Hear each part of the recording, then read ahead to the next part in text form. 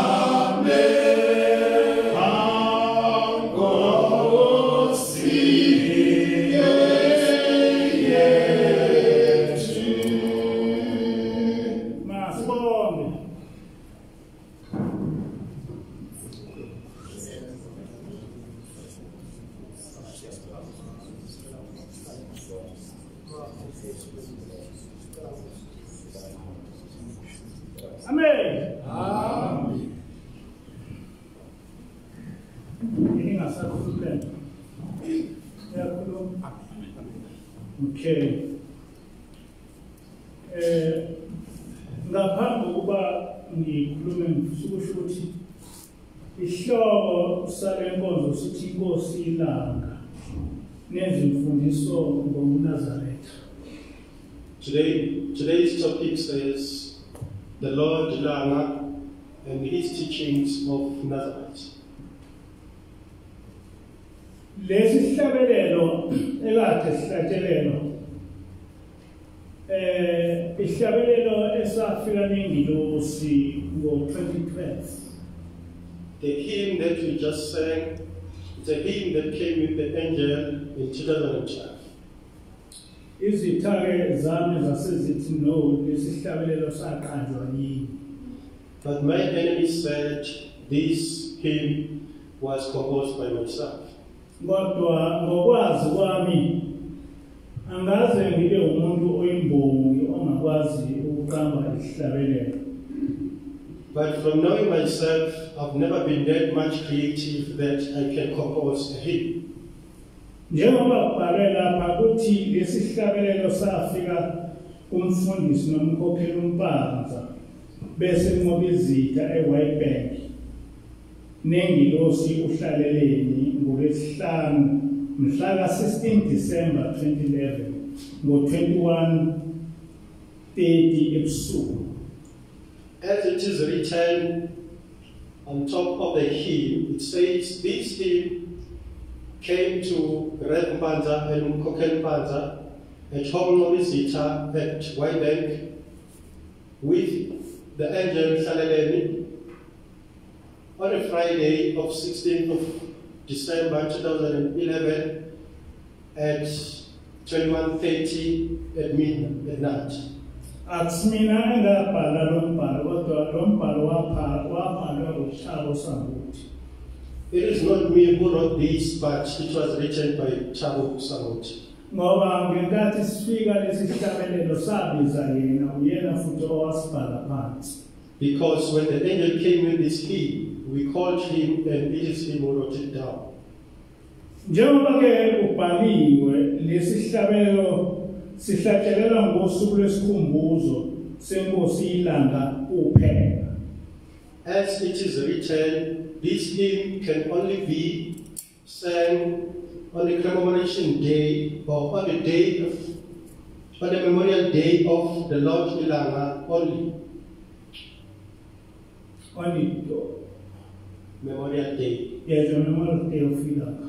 On the memorial day of Lord Ilanga only. Siyafana nehlabelelo 220 esiqondene nehlabelelo sikaBabamkhulu. This hymn is the same as hymn 220, which is dedicated to the memorial day of Prophet Azashani. Lesi sihlabelelo asiqanjwanga yini. It is not me who composed this hymn. Kodwa saqanjwa nguhlaleleli. It is the angel Hlaleleni who composed this hymn. Njengoba ke ngithi isihloko salenkonzo sithi inkosi ilanga nezimfundiso ngoNazaretha, ngiyafisa ukuthi kafisha ngichaze ngenkosi ilanga noma ngomlando wenkosi ilanga.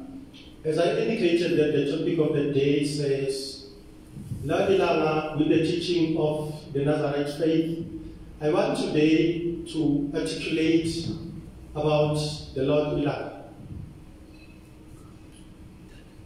Inkosi ilanga kwakuyindodana yomprofethi yesibili, indodana yokuqala kwakuStanela. Shema II, Lord Ilanga, was the son of Prophet Azashele, the second son, who came after the firstborn son, which is Stanel. Indodana yesithathu kwakuyinyanga yezulu. The third son of Prophet Azashele was Lord Nyangayezu, Amos. Kodwa ngoba ngikhuluma ngobaba ilanga inkulumo yami yonke izogxila kubaba ilanga. But as for today, because I'm talking about Shema II, Inkosi Ilanga, my talk will be based on Inkosi Ilanga.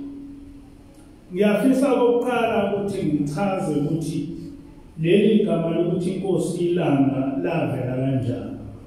I would wish at first to indicate where this name Inkosi Ilanga, Lord Ilanga, came to be.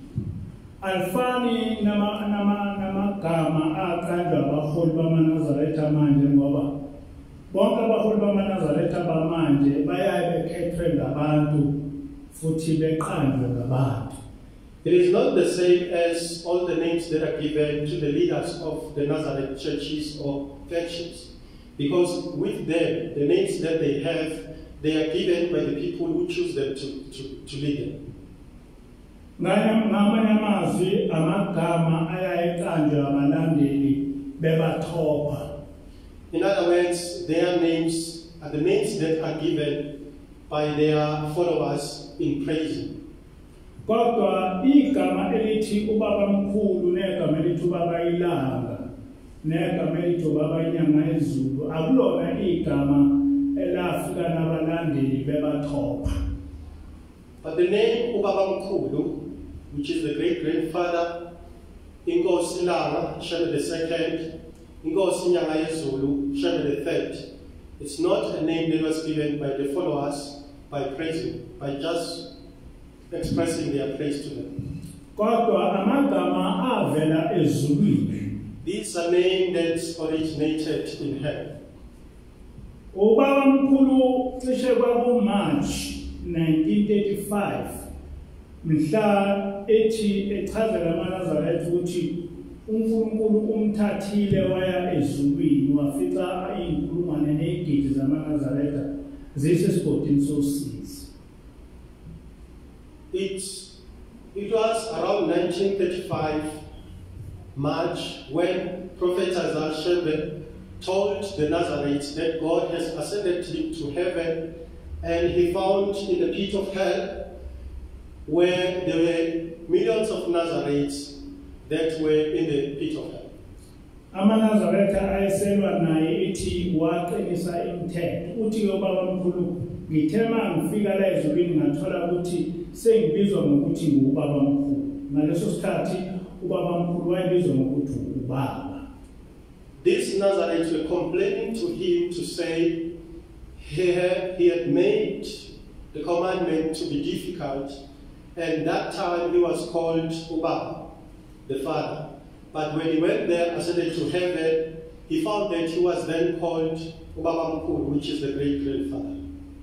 Ubaba mkhulu lencazelo wayichaza emzini wakhe oseduze kwase esikhaweni senkhohlo igama la Nessie ngoMarch ezohamba emseleni owathi mayebuya wayesehamba emhlabeni.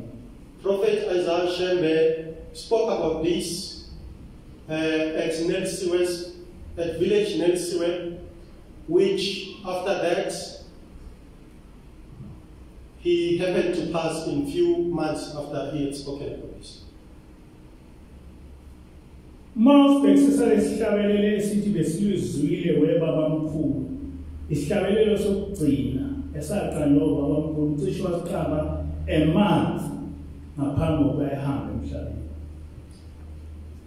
The hymn that says, "We have heard it, great grandfather," it's a hymn that was composed about a month before the prophet passed on. Ngaleyo ncazelo kababa mkhulu amaNazaretha ayisethi umprofeti Isaiah Shebe ubaba mkhulu ngoba kwasho yena ukuthi ufike ezulwini esebizwa ngokuthi ubaba mkhulu. From there on, the Nazarites began to call Prophet Isaiah Shebe grandfather. Igama elithi ubaba ilanga nokuthi ubaba inyanga nawo akavelanga nabantu kodwa avela njengamagama ayisibonakaliso. The names Ilanga and the name Inyanga Yezulu didn't just come but through the people, but they came in a vision. Kwathi kusenkonzweni ubaba mkhulu wase ekhomba indoda ethize ethi ayichaze ukuthi iboneni ebusuku ile. It was during the sermon in church that Prophet Isaiah Shembe pointed at one man and he said to the man, he must narrate to the church, to the congregation, as to what is it that he saw in vision at night. Yayisithi le ndoda ithekilele yabona ilanga lehlela emhlabeni. Ithe maselehlele emhlabeni laseliphenduka umuntu selihamba ngenyawo embili. The man in narration said, while he was sleeping, he saw a vision where he saw a sun which was descending on earth, and the sun landed on earth and it began to walk like a human being. Lahamba leli langa layosithela. Ithe maseliyosithela kwaqhamuka wabona futhi inyanga yehlele emhlabeni. Ithe mayisihamba emhlabeni yayisiphenduka umuntu nayo yahamba yaze yosithela. This sun, as it was walking, it disappeared. Following that, there was also the moon that came down and landed on earth. It also walked on earth and it disappeared as well. Wayesethi lo mprofeti, mntanami bengayilo ilanga lelo futhi bengayona inyanga lelo. Kodwa bekungabaprofeti basezulwini abayovela emva kwami. Then Prophet Isaiah Shembe said to the man, my child, that was not just a sun or a moon, but those were heavenly prophets that will come after me. Labo yibo laba baprofeti okukhulunywa ngabo kwisambulo 11 verse 3. Those are the prophets that they are speaking about in Revelation 11 verse 3. Wayesethi babomkhulu omncane kubo uyobe engu-Elijah. He said the young one will be Elijah. Le ncazelo ngayithola ibhalwe phansi ngunkosazana uMcuwa. This explanation, I found it written down by a Median Mtu. Bamazi-ke abadala unkosazana uMcuwa mina ngathi ngikhula wayengasekho kodwa kwakuyinkosazana eyayidume kakhulu ngesikhathi somprofeti. The elders know very well about Median Mtuma, but by the time I was growing up, she was no longer there. But she was very much popular during her time. Emva kwalaba baprofeti-ke abathathu okubabamkhulu ilanga nenyanga yezulu. AmaNazaretha akakwakuthi masekuqhamba umholi bese bemqamba ibongo njengoba nibazi. Kodwa laba abaqanjwana amaNazaretha amagama abo avela ezulwini. After these two leaders, the Nazarites began to make it a habit that when a leader comes, then they'll begin to give him a name. But these two, they were never given a name by the followers, but these are names that came from heaven. Ubaba ilanga amagama akhe uqalile Johannes Shembe. Lord Ilama, his real name is Johannes Galili Shembe. Ubaba inyanga yezile amagama akho Amos Khula Shembe. Lord Inyanga Yezulu, his name is Amos Khula Shembe. Ngenxa ukuthi lezi zintumayelo sezifana nezintumayelo ezi-international, ngibona ukuthi masilokhu sithi ilanga abantu abangaphandle abangeke bekwazi ukuqonda ukuthi usho uthini. Because of the state of our sermons to be international, we saw it fit that we explain these names because some people who might not be with us may not understand where these names come from. Ngiyacela-ke ukuthi noma ngangizolokhu ngithi ilanga inyanga yezulu, kodwa ohumushayo ethi Shembe the second uma ikhuluma ngobaba ilanga, ethi Shembe the third uma ikhuluma ngobaba inyanga yezulu.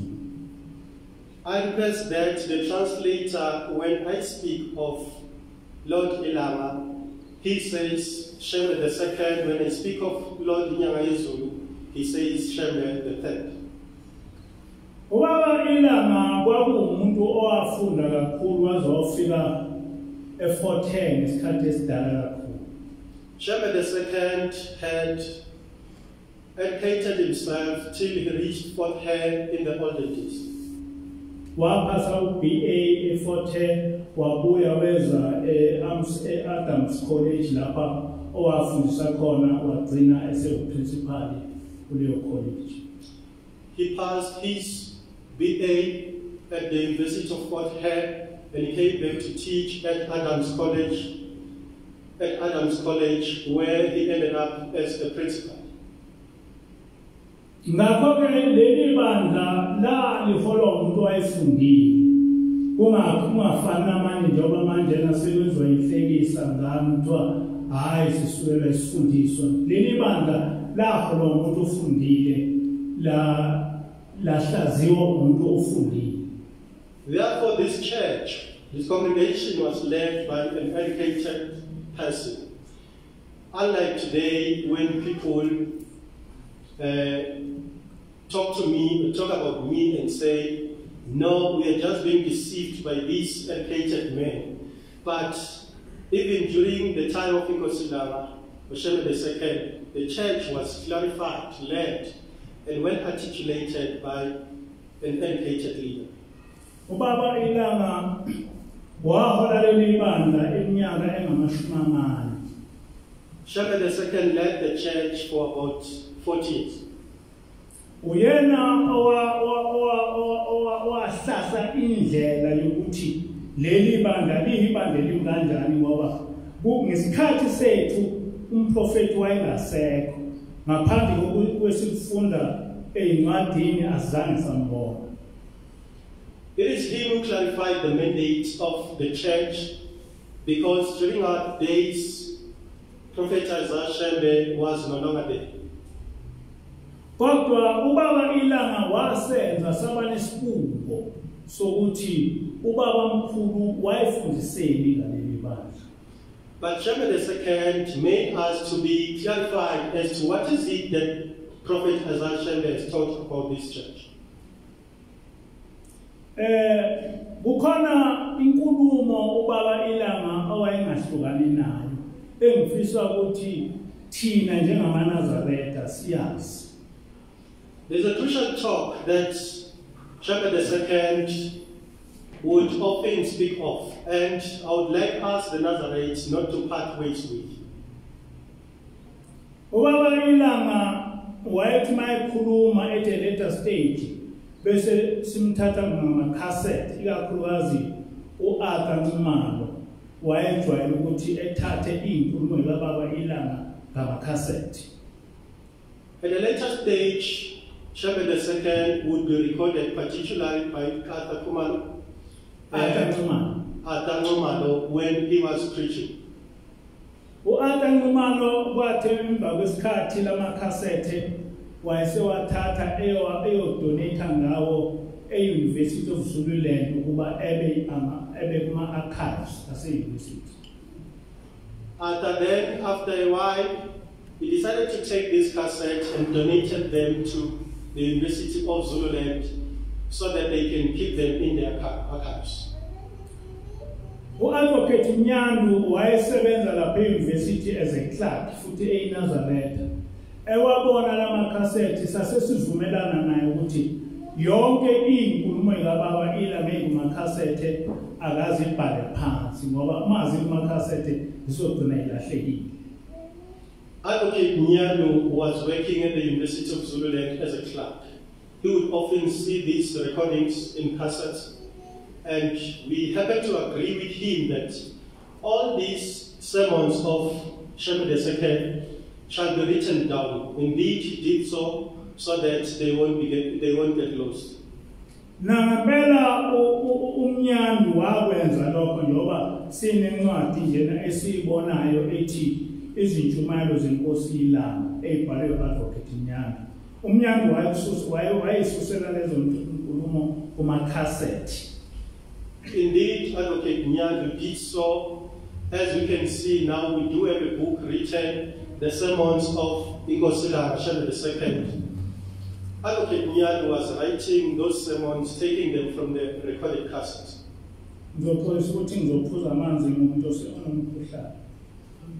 I'm sorry that I'll have to drink water because I'm having a flu. ngiyambonga u-advocate Mnyandu ukuthi wayenza lento wayenza ngempumelelo njengoba sinenjumelo kababa ilanga wakuyabhala incwadi ngenjumelo kababa inyanga yezulu wabhala incwadi ngeimfundiso zomprofeti. I'm very grateful of what Advocate Mnyandu did because he did it successfully well, and he also wrote about the sermons of Shembe III, and he also wrote about Prophet Isaiah Shembe. Laba ke abangamahlubuka nabala nathi sebebethi lezi inkulumo zababa zikaMnyandu zinkulumo nje ezisuka kuyo kodwa akunjani zinkulumo zikababa ilanga ivesi nevesi iparagraph neparagraph. Those who are already astray, they always say these sermons are just sermons that are fabricated by Advocate Mnyandu, but in actual fact they are not. These are talks from Shembe II, word to word. Ngithena inkulumo yami izoqondana nezimfundiso zikababa ilanga ngobuNazaretha. I said today's topic will be about the teachings of Shembe II in his teaching of the Nazarene faith. Lokho kubalekile ngoba umoya wamaNazaretha usuyaye wenze sengathi izinto engiyikhulumayo zivela kimi noma zivela kule ngilosi engithi khona. Kodwa akunjalo. Lezi inkulumo engiyikhulumayo zivela kumprofeti, zivela kubaba ilanga.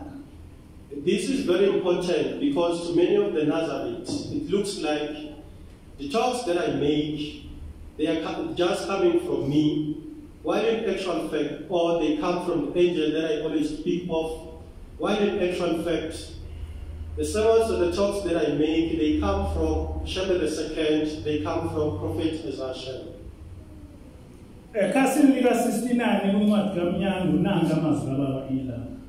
On page 69 in the book written by Mnyandu Instrumentos and Kosilao, these are the words. Ngikhuluma into yinye ukuthi uma sihlangene lapha ubuhlobo nobungane abuphele. I'm saying one thing to you, that as we are congregated here, our relationship and friendship should end. Asihlangene ngalutho olunjalo. Noma ungowakwaShembe, noma ungowakwaNgcobo, noma ungowakwaMkhize. Akusho lutho. We are meeting here of nothing of such. Even if you are of the Shembe, or you are of the Ngcobo, or you are of the Mkhize.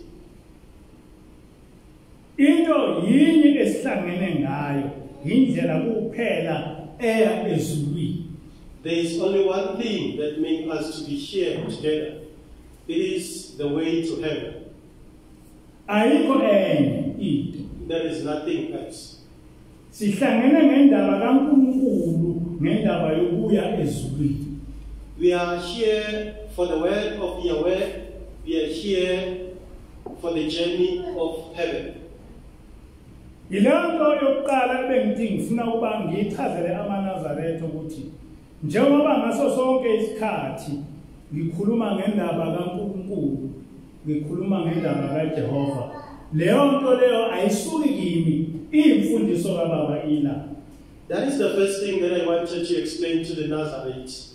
That I always talk about God, I always talk about Yahweh. That doesn't come from me, but it comes from Shembe II. Namanje njengoba sihlangene lapha nje asihlangene ngalutho. Sihlangene ngendaba kaNkulunkulu. Even now that we are gathered here for nothing else but the word of God. Sihlangene ngendaba ukuthi siya kanjani ezulwini. We are here gathered here just to talk about how are we going to heaven. Uthiye ubaba ilanga bakhona ke ababe beze lapha abanye bethi basindiswa abanye besholokana lokho. Kodwa the main thing thina esihlangene ngayo indaba kaNkulunkulu ukuthi uthini uNkulunkulu kithi siya kanjani ezulwini. Amazwi lawo kababa ilanga. Shembe II says some come here and say they are saved, But the most important thing that makes us to gather here is, how do we go to heaven? Nengilosi thema ifika yafika khuluma ngalokho ukuthi ithunywe ubaba ilanga ukuthi angifundisa abantu ngendaba kaNkulunkulu.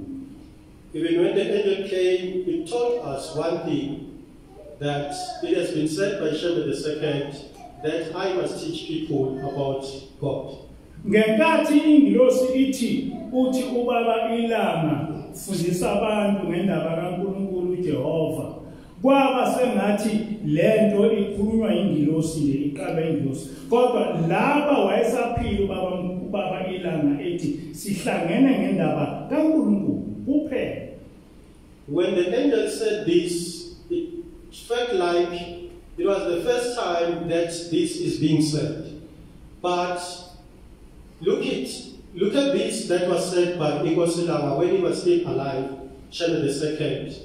He did indicate that as we are gathered here for one thing, the word of God.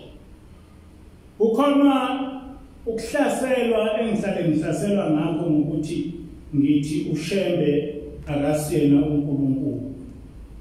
I often get attacked for saying Shembe is not God. Kodwa lokhu ukukhuluma ukuthi uShembe akasiyena uNkulunkulu akuveli kimi. But me saying Shembe is not God doesn't come from me. Uqhamuka kuye uShembe uqobo lakhe. It comes from Shembe himself. Ngizawufunda ikhasi 8 yencwadi kaMnyana okuzintshumayelo zakhe ubaba ilanga. I'll read page 80 from the book of Miyando, which is the sermons of Shepherd II. Uthike ubaba kodwa uma uNkulunkulu ethuma uShembe emhlabeni wamthuma kuleli lizwe labefundisi bezinkolo, akamthumanga emahlane lapho kungekho khona abefundisi. Shepherd II says, by the time God sent Shembe to you, He sent Shembe to you, which was a place where there was a number of churches and a number of pastors and priests. He didn't send them to a place where there was none of this. Uthi ubaba ilanga ngenkathi uNkulunkulu ethuma uShembe emhlabeni. Then the Lord Ilanga says, the time God sent Shembe to earth. uShembe wathunywa uNkulunkulu emhlabeni. Shembe was sent by God on earth. Ngakho-ke kukhiyeke ukuthi ubaba ilanga uthi uShembe uyisithunywa sikaNkulunkulu. Therefore, it is clear that Shembe is a messenger of God. Kodwa uma lokho sekushiwo yimina sengisho ngoba ngihlukile, kodwa kuyimfundiso esifundiswe uyena uShembe ukuthi uShembe uyisithunywa sikaNkulunkulu. uShembe uyilokhuza uyinceku kaNkulunkulu. But today when I say this, I'm leading people astray or I'm astray. But this is what we have been taught by Shepherd II, and it was said by Shepherd himself, that he's sent by God, he's a messenger of God. He's actually a priest of God. Page 82 walezintshumayelo nanka amazwi kababa. On page 82, this is what Shepherd II says. Nansi inkosi yasemaqadini kanye namakhosi akhona lapha. Wona lamakhosi abantu ngababo. Here is the chief of Emaqadini and other chiefs that are here. These chiefs have the people. The people belong to these chiefs. Kodwa nina amaNazaretha eyenu inkosi ayibona nguNkulunkulu kuphela. But with you Nazarites, you do not have a king that can be seen. Your king is God only. Kodwa namhlanje uma sesifundisa ukuthi amaNazaretha anenkosi engabona, inkosi yamaNazaretha uNkulunkulu, bese kuthiwa thina siyahlubuka. Kodwa imfundiso le kababa ilanga ukuthi eyethu inkosi thina maNazaretha ayibona. Eyethu inkosi thina maNazaretha uNkulunkulu kuphela. Amen. But today when we teach people that we do not have a lot that can be seen by naked eyes, we are said that you are astray. But it is a teaching that from Shembe II that our Lord cannot be seen. Our Lord is God only. Uyaqhubeka ubaba uthi ayikho enye futhi inkosi yamaNazaretha ngaphandle kwaNkulunkulu kuphela. Shembe II continues to say there is no any other Lord or King for the Nazareth except God only. Amazwi amakhulu kababa ilanga athi ngakho ke nilibambisise leli lizwi noma nini noma singasekho thina emhlabeni. The most crucial word from Shembe II is that therefore keep these words every time, anytime, even when we are no longer on earth. Nikhumbule ukuthi ubuNazaretha lobu akusikho okomuntu. Always remember that this Nazareth faith doesn't belong to any human being. Kodwa uma sesiqhamuka thina sikhumbuza abantu lento owathi ubaba ilanga sifundise noma engasekho emhlabeni thina sesihlubukile. Kodwa sifundisa into eyasho ubaba ilanga ukuthi sifundise yona noma yena engasekho emhlabeni. But today when we come, as he mandated us that you shall never forget when he's even when he's no longer on earth, and we teach people, we are called astray. But it is him who said we should never forget this even if he's no longer on earth. Namanje lokhu saqala leli bandla sikhuluma leyo nto ukuthi amaNazaretha akanayo umuntu omholwayo kodwa amaNazaretha anoNkulunkulu kuphela. I-NCG ifundisa lokho ngoba kwasho uNkulunkulu, kwasho ubaba ilanga. Up till today, we've been teaching that as the Nazareth Church of God, that the Nazareth do not have any other Lord except God, because this was said and told by Shembe II. This was said by God Himself. Nengilosi yafika athi ngithuna ubaba ilanga ukuthi ngizogcizelela ukuthi buyelani kuNkulunkulu nifundise abantu ngendaba kaNkulunkulu hayi Even the angel came and said, it is here to emphasize that you must go back to God. You must teach people about God. Page 85 walo incwadi kulezi intumayelo kababa nanga amanye amazwi baba ilanga. On page 85 in the very sermon of Shembe II, these are his words. Bengichaza ukuthi anisilona ibandla lomuntu nina. I was explaining that you are not a congregation that belongs to a human being. Ushembe eshokithi ethi asilona ibandla lomuntu. Shembe was telling us that you are not a congregation that belongs to a human being. Uyaqhubeka uthi anisilona ibandla lami, anisilona ibandla labafundisi. He said, you are not a congregation for me, we are neither a congregation for the priests. Kusho Shembe ubaba ilanga uthi anisilona nina ibandla lami. Uyafundisa. That is teaching. Shembe was teaching that we are not a congregation that belongs to him. We are not a congregation that belongs to anyone. Nina anina mfundisi obonwayo. You do not have a priest that can be seen by naked eyes. Umfundisi wenu usezulwini. Your priest is in heaven.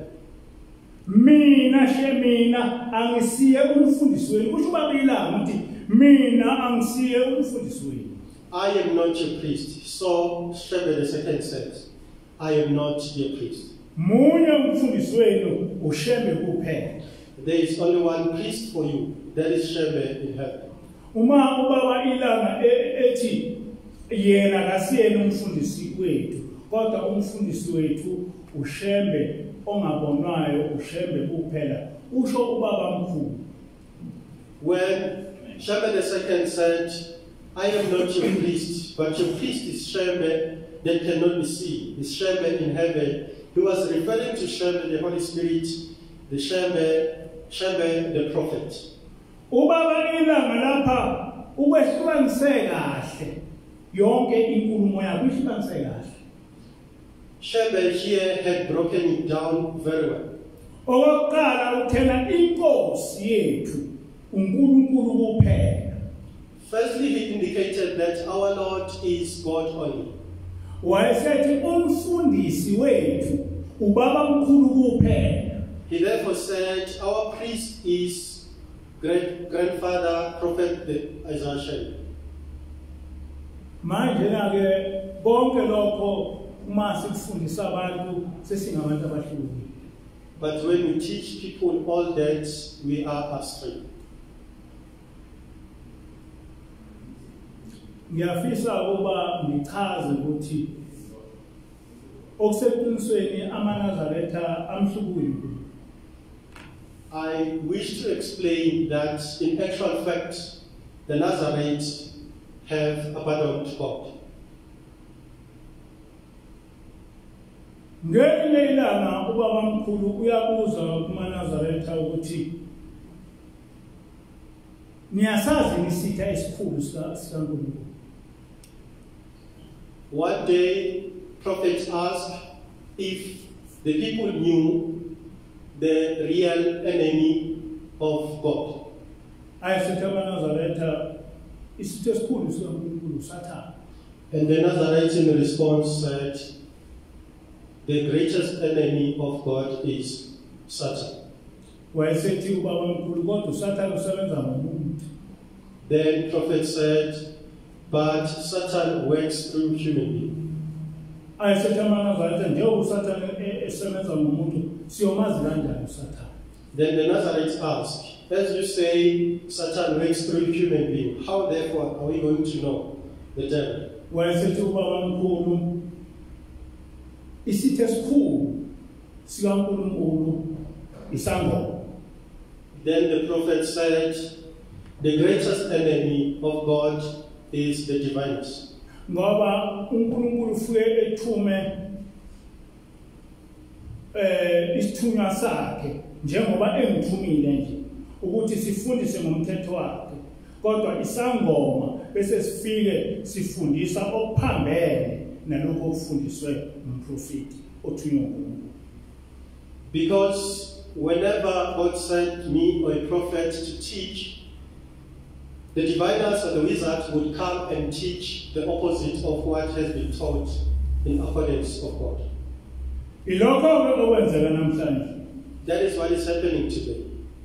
uSathane mdala kakhulu bantwana abayingcwele. Uyakwazi ukuthi eyiphendule umuntu esebenza umsebenzi kaSathane kodwa efaka ingubo emhlophe efaka ijazi njengomfana. Satan is very old. He can change himself into a human being. We see a human being putting a white gown, looking like me, doing the work of God, but in actual fact, it's the works of the devil. Kwesinye isikhathi ngiyayifunde iBhayibheli ama-Satanists aqosha athi iwona aphethe ubuKristu. Sometimes I do read the Satanic Bible and they are bragging to say they are the ones that are in control of Christianity. Uma sebeyichaza lento uyibona ukuthi baqinisile ukuthi ibona abaphethe ubuKristu, akuyena uNkulunkulu ophethe ubuKristu. And as they explain it, you can see that indeed they are the ones that are in control of Christianity, not God. Bese bebalela zonke izinto eziphambene nomthetho kaNkulunkulu abazenzisa abantu bengabafundisi bamaKristu. Then they count everything that is disobedience to the commandment of God, which is done by the Christians and the leaders of the priests of the Christianity, and therefore you can see that indeed the church doesn't belong to God. Ngenkathi uSathane eqeda uNkulunkulu noma indaba kaNkulunkulu wafike wathi kumakholwa asaphili esivumelaneni esidala sesiphila esivumelaneni esisha. When the devil began to finish with the commandments of God, he told people that they were not living in the Old Covenant. Old covenant, but they were living in a new covenant. Uma uthi uyabheka ukuthi lesi sivumelwano esisha simi kanjani ngeke usithole kodwa igama lokuthi isivumelwano esisha likhona.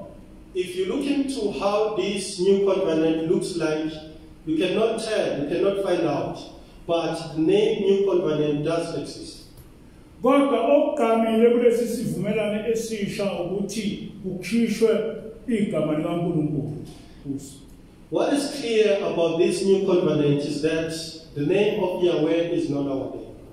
Into egamile kulesi sivumelwano esisha ukuthi uchithwe yonke imithetho kaNkulunkulu kuso. What is more important in this new covenant is that the commandments of God are not our name. Ngakho-ke kulesi sivumelwano esisha igama nje elithi Jehova alisasebenzi. Therefore, in this new covenant, there is no name Yahweh. Umthetho kaJehova awusebenzi. In this new covenant, there is no commandment of God. Kulesi sivumelwano esisha uYeshua akasasebenzi. In this new covenant, Yeshua is not needed. Esikhundleni sakhe basebezakhela uNkulunkulu wabo abambiza ngokuthi uJesus Christ.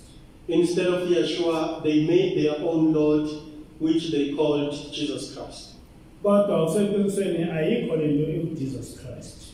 But in reality, there is nothing called Jesus Christ. Kodwa lento bayifaka kubantu ngendlela ukuthi bonke abantu bangamakholwa bathi bakholwa kuJesus Christ into engekho. But this has been put to people such that all people that are converts, they believe in Jesus Christ. Ngaleyo ndlela ke bayiqeda indaba kaNkulunkulu, bamqeda uNkulunkulu, bayiqeda imithetho yakhe, baqeda ngisho into eyifundiswe indodana yakhe, kwasekusala into engekho yaba into ekhona. Therefore, in that way, they finished everything about Yahweh. They finished everything about His commandments. They finished everything about the teachings of His Son, Yeshua, everything. They finished everything that was there.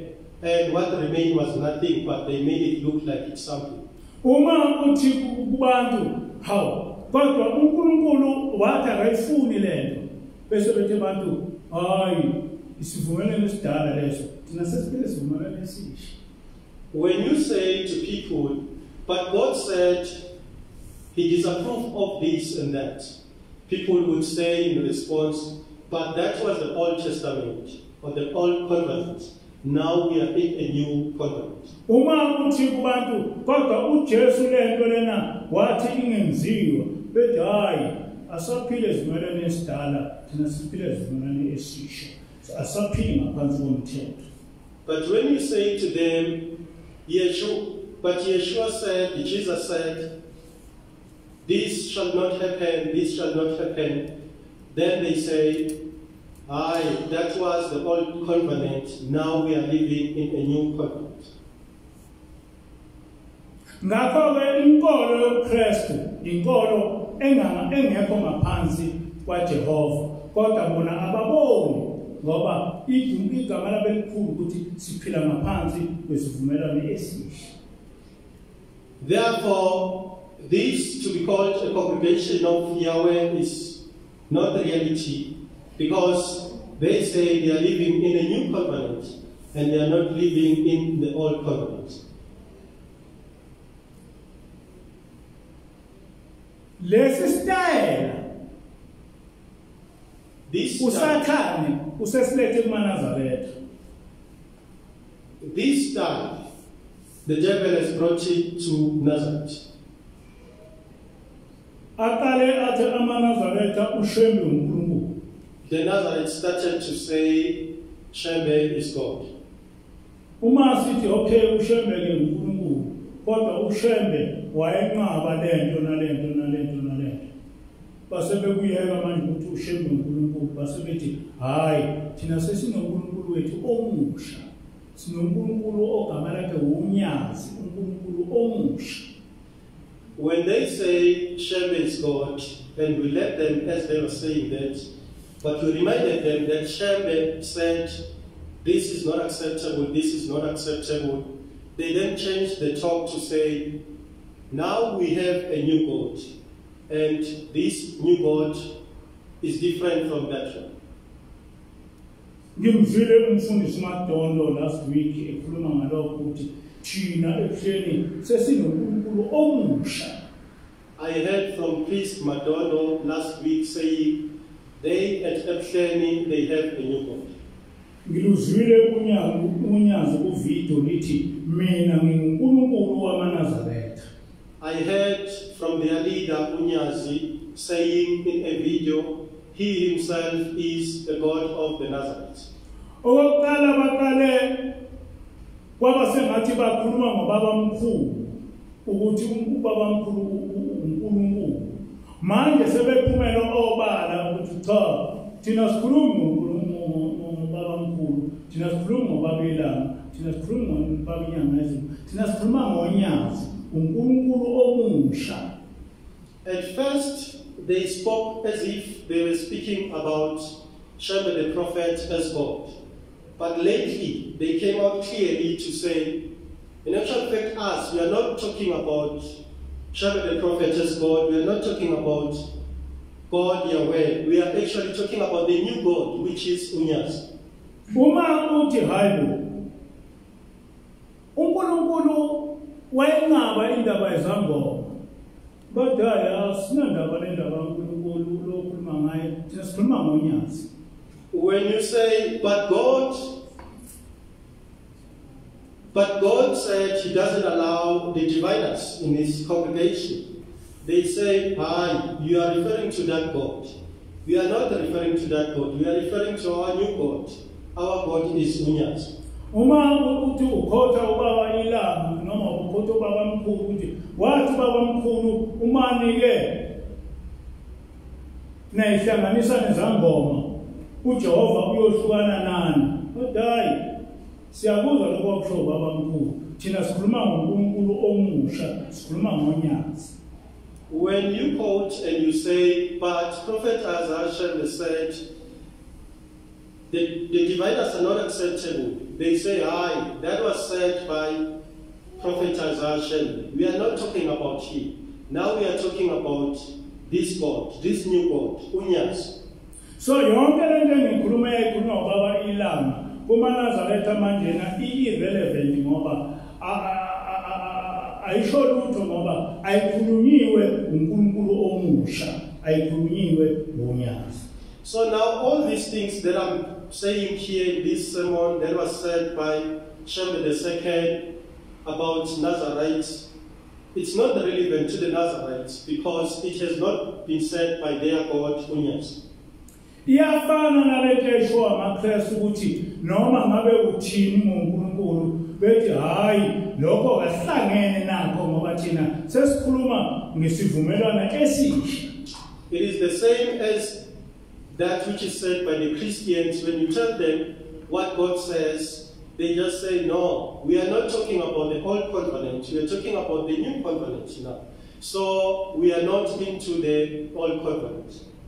Ngakho-ke amaNazaretha akaNkulunkulu namaNazaretha asakholwa kuJehova kufanele ewazi lo mehluko ukuthi amaNazaretha amanye manjena akasanendaba nento esho uJehova, akanendaba nento esho ubabamkhulu, akanendaba nento esho ubaba ilanga ngoba wona anoNkulunkulu omusha.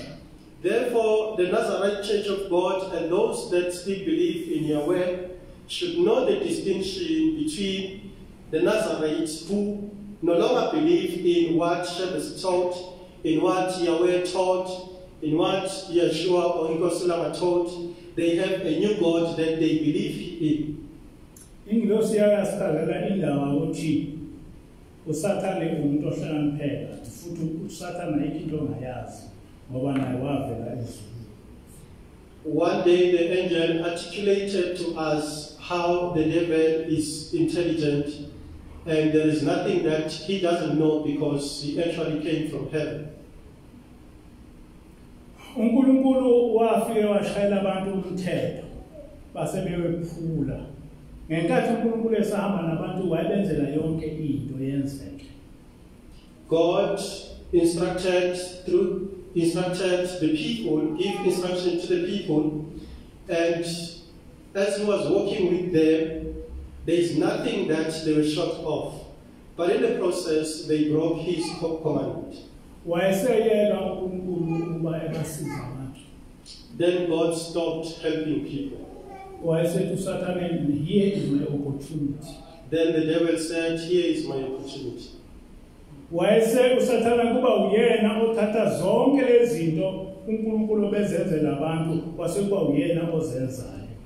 the devil took everything precious that God was doing for the people, and he took it upon himself to deliver to the people.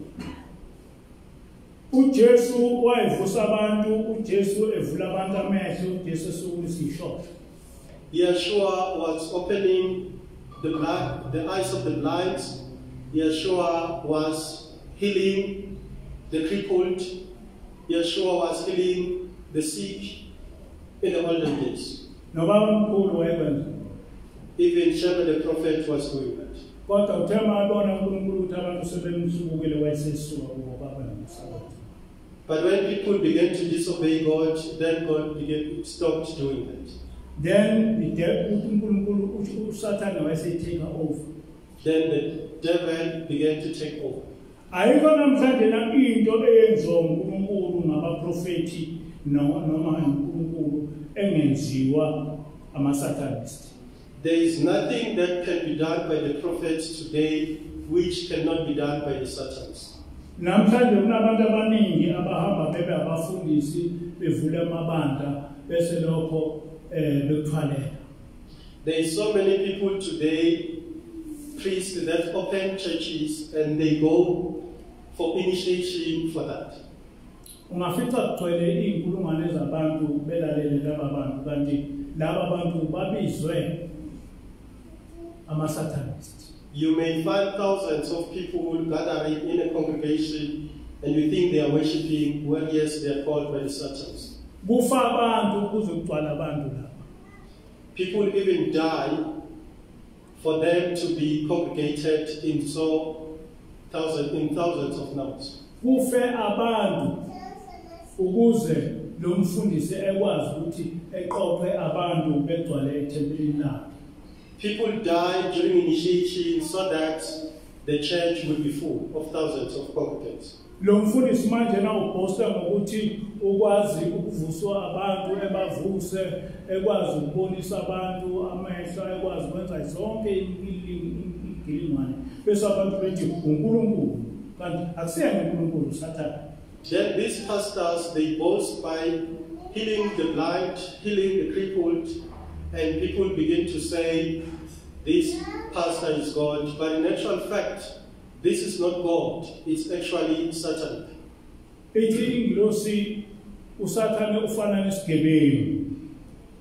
angel says, Satan is like a criminal. Uhulumeni ufike enenzele amakhadi ukuthi nikhiphe imali yenu kalula emabhenki. The angel says the government makes cards for you so that you can use them to withdraw your money from the banks. Uthi bese kodwa igebengu ziyokwenza the same card ukuba zintshontshe imali yenu. Then the fraudsters make their own cards so that they can steal your money. Then the angel says the devil is operating the same. He looks at what is it that people are interested in from God.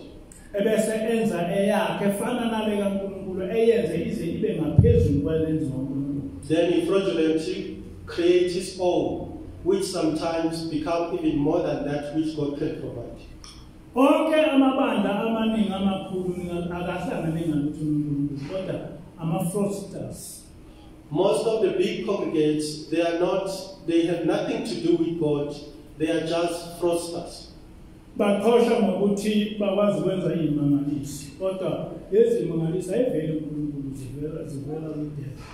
They just brag about making miracles, whereas in actual fact, these miracles, they are not coming from God, they are coming from the devil. Uthi-ke ubaba ilanga ku-page 76 ngikhuluma indaba enkulu kunazo zonke maNazaretha. Ngithi anobhasoba ningaphunyukwa inhlanhla yasezulwini ebeniyiphiwe yona ngenxa yobukhuni bezinhliziyo zenu. Shema the second says, you Nazarites, be careful. Don't miss out from the luck that you're given by your way from heaven, simply because of your hardening, the hardening of your heart. AmaNazaretha abenenhlanhla uNkulunkulu wahlala phakathi kwabo. The Nazarites have been so lucky that God has been dwelling amongst them. Ngihlale ngisho ngithi ngithatha njengomuntu onenhlanhla ngoba ngingazi ukuthi kwenzeka kanjani ukuthi ingilosi ezulwini izohlala nabo. I always say I'm the luckiest because I do not know how it happened that the angel can come from heaven and come to dwell with us. Kodwa ingilosi yantshela ukuthi uNkulunkulu uma ekwenzela into eyisimanga kusuke kukhona into oyifuna kuwe. But the angel told me that if God does something wonderful for you, it's because God wants you to do something for Him. uNkulunkulu wathumela ingilosi ukuba izohlala nami ukuze ngikwazi ukuthi ngibuyise abantu ngibalethe kuNkulunkulu noma nginjani ngikhulume le ndaba kaNkulunkulu njengoba ngiyenza njena namhlanje. God sent the angel to come and dwell with me because He wanted me to teach people to go back to Him no matter what I was, but that is what God wanted from me and that is what I'm doing right now. Kodwa uma ngathi ngoba ngihlelele ingilosi bese ngicabanga ukuthi ngimfulu bese ngithi uNkulunkulu uzobaleka kimi. But if now that I'm staying with the angel, I therefore begin to think that I'm powerful or else I'm God, God will leave me. Uthi-ke mhlambe anobhasoba ningaphunyukwa inhlanhla sezulwini ebeniyiphiwe yona ngenxa yobukhuni bezinhliziyo zenu. Shema the second therefore says, be careful. Don't lose out from this opportunity because of the hardness of your heart. Kwelinye iculo lamaNazaretha ubaba omkhulu uthi Nkosi siyesaba umusa wakho wehlele phezu kwethu. Hlezi singawugcini ulaka lwakho lusehlele. In one of the hymns of the prophet, Shema the second says, we are very scared because your mercy has fallen upon us. We may not keep it, and we are scared that your anger may fall on us. Ngamanye amazwi ubaba omkhulu njengoba esho ubaba ilanga uthi kungathi mangabe umusa kaNkulunkulu wehlele phezu kwakho bese wena uthatha for granted udlale ngawo. In other words, the prophet was saying, it shouldn't be that when God has mercy on you, you therefore take that for granted and you make it look lightly. Ilento eyenzeka kithi ukuthi singathi uNkulunkulu ephakathi kwethu bese senza yonke into njengoba sesiqala nje manje sithi sinoNkulunkulu omusha sinonyazi. Ikhona into enjalo yake yabakhona emhlabeni ukuthi uNkulunkulu wakwa-replace waba uNkulunkulu omusha. That is what is happening with us, the Nazarite congregation, to say, now we begin to have a new God. Our new God is Unyas. Where has that happened on earth?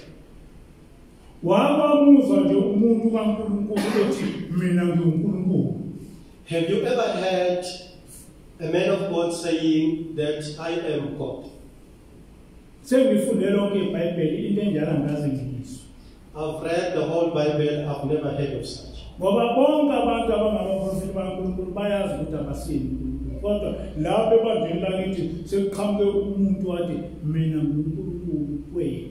Because all the prophets of God, they know that they are not God.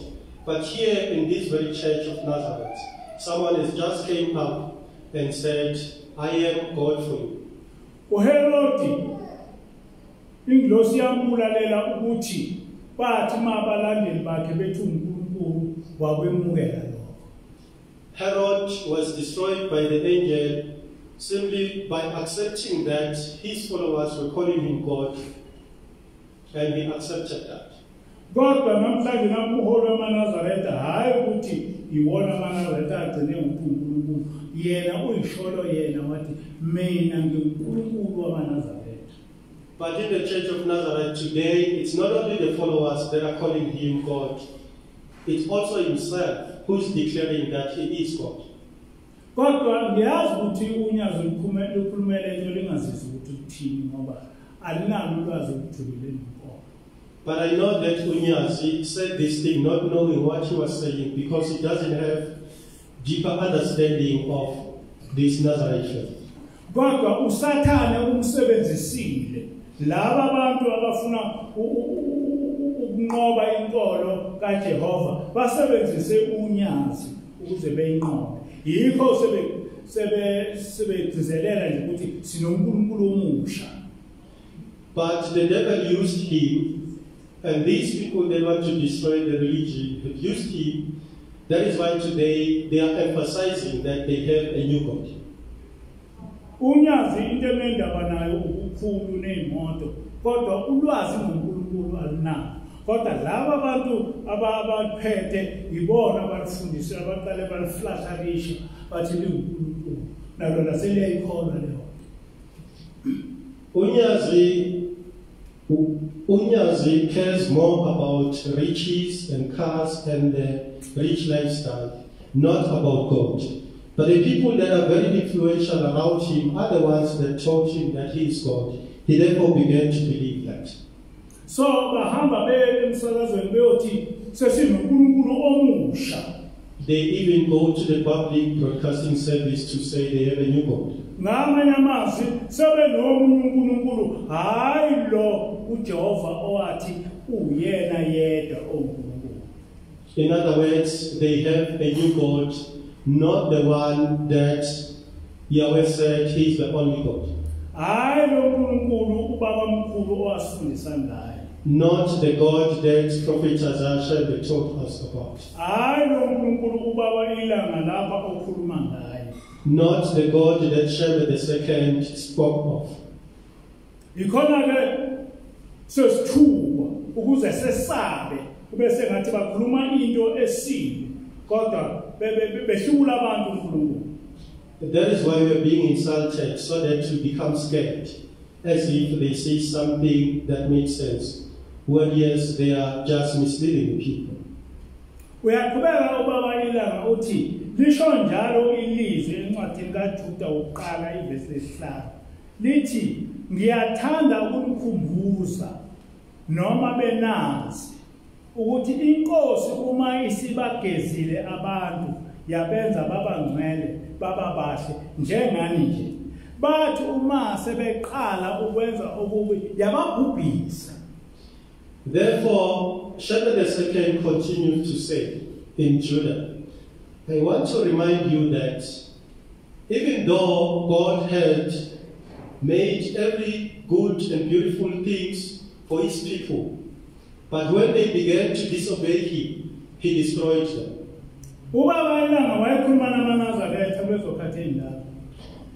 Sheba II was speaking to the congregation of Nazareth in those days.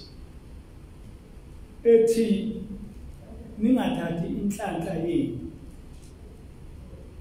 nibukele phansi ningathathi ubungcwele benu nibukele phansi ngoba uNkulunkulu uzonibhubhisa. He was talking to the Nazarites to say, don't take your fortune and look down upon it. Don't take your fortune and take it lightly, because God is going to destroy you. Ngithi anobhasoba ningephunyungwa inhlanhla yasezulwini ebeniphiwe yona. I am saying be careful. Don't miss out from this heavenly fortune that you have been offered. Indaba ukuba sebengasezulwini siphiwe is a privilege. For us to belong to heaven is a privilege. Uma singayiboni lento ukuthi ngiyasezulwini bese siyilahla asiphasobe ngoba uNkulunkulu uzosephuca yona. wayesho njalo kwaBilanga. If we do not see that this is a heavenly gift, heavenly fortune, we must be careful because God will take it away from us. That is what Shebel II was saying. Uthe ubaba Ilanga abantwana bakwaIsrael wabakhipha eGibhithe wahamba nabo yonke indawo. Kodwa bathi mase bemhlubuka wababhubhisa. Yize ebalandile wathi bangabantwana bakhe. Kodwa wathi uma sebemhluphisa wababhubhisa ngangikho ubaba Ilanga ekhuluma lento ethi ningacabangi ukuthi uNkulunkulu engeke esuke kini uma ningasamlaleli. Ngangikhona ukuthi into Lord Shebel II says, God delivered the children of Israel from Egypt and he led them to the promised land. Even though he was leading them to the promised land, but when they disobeyed him in the way, he destroyed them. He was talking this, preaching in the congregation. I was there. It's not something that I heard of. I was there myself and I heard him preaching about this. Uthike ubaba kwathuma abantu sebefikela umoya wokungabaza inkosi yase ibabulala. Then Shebel says, when people began to doubt God, then the Lord destroyed them. Ayaze yanaka umsebenzi omkhulu ekwenzile bageza yababhubhisa abangamakhono. He said he never considered how much work he had done for them. He just destroyed those who didn't believe.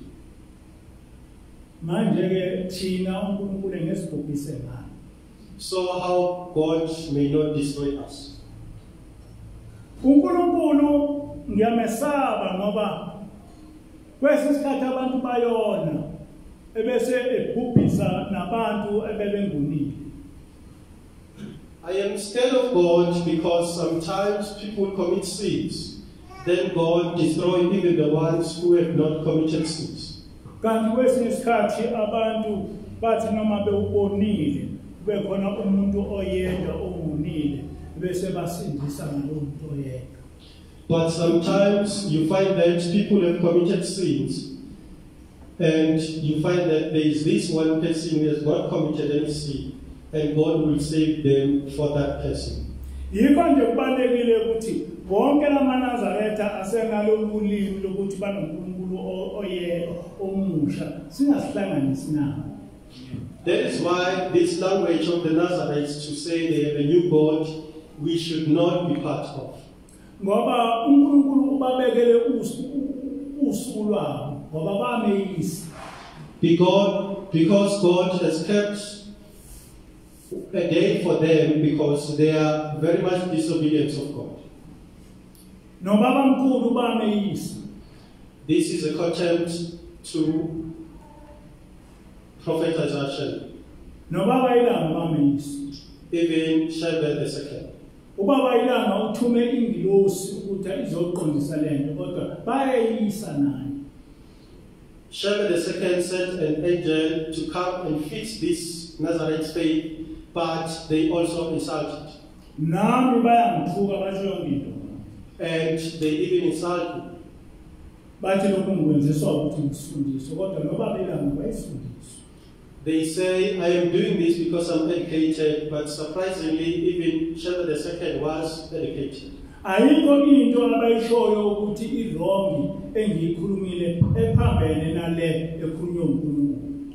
There is nothing that they point out which is wrong that I said,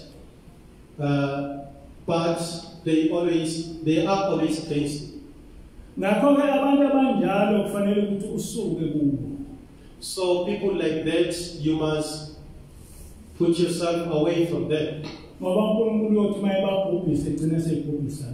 Because when God begins to destroy them, He may even include yourself.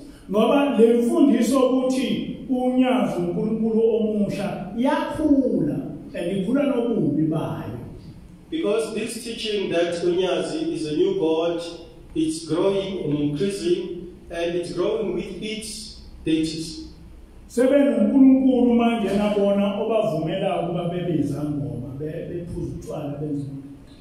have this new God who allows them to be diviners and they even drink alcohol.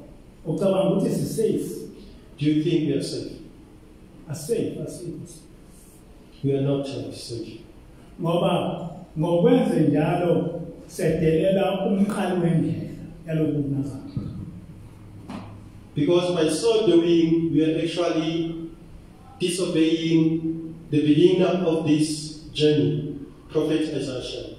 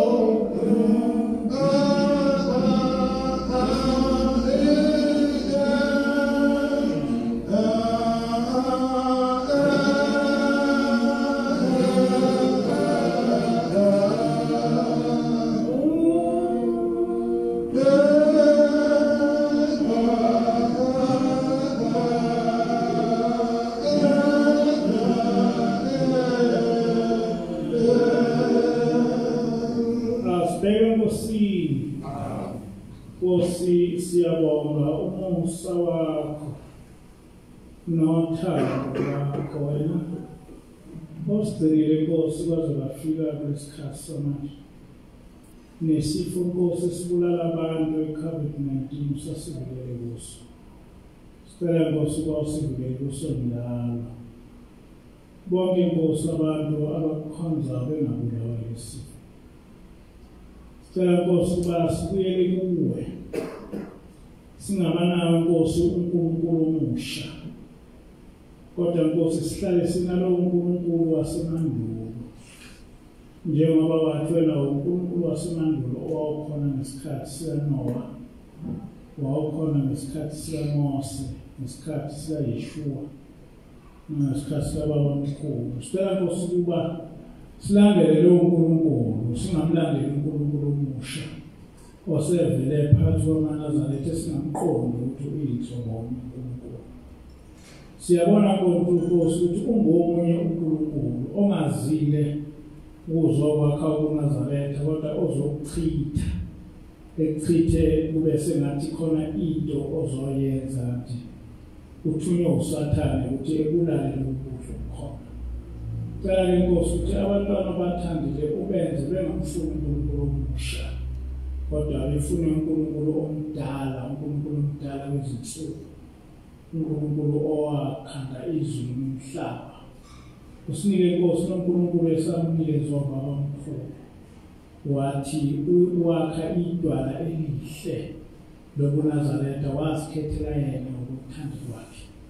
Cela ke Nkosi ukuba silandele lo uNkulunkulu singasuki kuye. Noma sekuqhamuka abantu besithuka, noma sekuqhamuka abantu besibiza ngehlakaniphi, kodwa singasuki kulo uNkulunkulu wena baba omkhulu asifundisa ngayo. uNkulunkulu onguJehova, uNkulunkulu omdali wezulu nomhlaba. Siphe Nkosi isibindi ukuthi sibekezele noma sebesithuka noma sebenzani, kodwa ukuthi sihlale uNkulunkulu omdala wethu. Ngelakho shebe igama maziphathe. Amen. Amen.